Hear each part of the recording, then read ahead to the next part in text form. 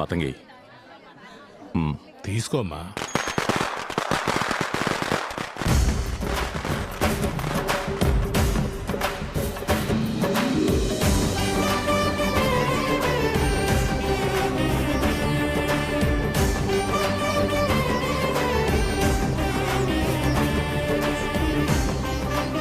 భైరవన్నయ్య బంధాన్ని తెంచుకోలేదు చూసావా?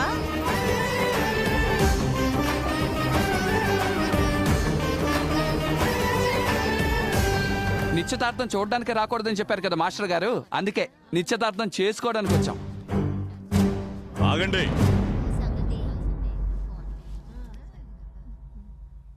నేను ఒకరిని పిలవలేదంటే అర్థం చేసుకుని మరీ పక్కకు తప్పుకోవాలి.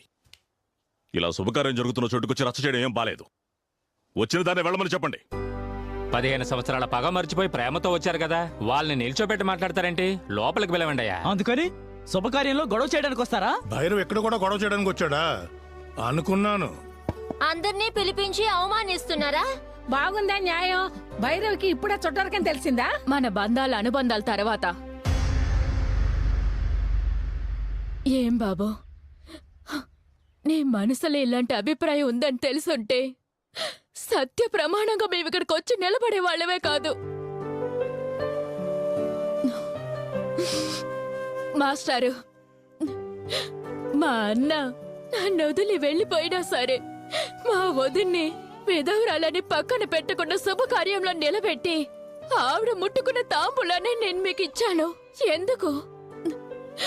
రక్త సంబంధం, వీడిపోని అనుబంధం, కలిసి చావటానికి కూడా అవకాశం ఉంది. కానీ ఇంకోసారి కలిసి పుట్టడానికి అవకాశం లేదు.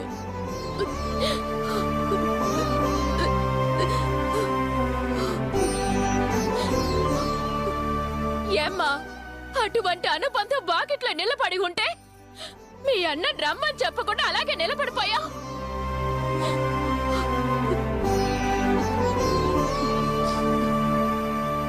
ఏమయ్యా, నా మామ కొడుక, నేను పిలుస్తున్నానయ్యా, లోపలికి రా. మేనమావుగా అన్ని హక్కులు నీకే ఉన్నాయ్యా. మాతంగి పిలవలేదని ఆలోచిస్తున్నావా? నేను పిలుస్తున్నాను, లోపలికి రాయ్యా.